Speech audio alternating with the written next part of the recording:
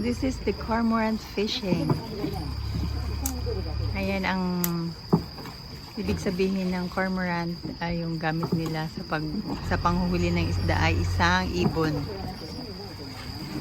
Yan ang huli ang ibon ng mga isda, tapos iniiwan nila sa kanilang lalamunan.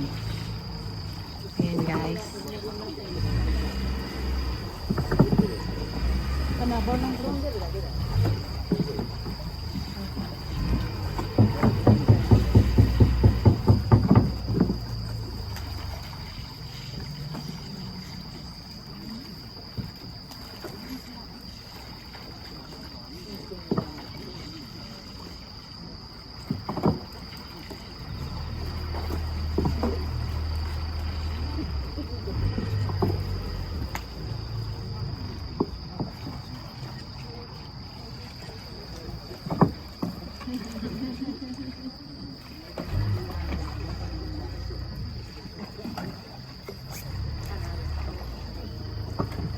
Ayan, sana may makuha kayo.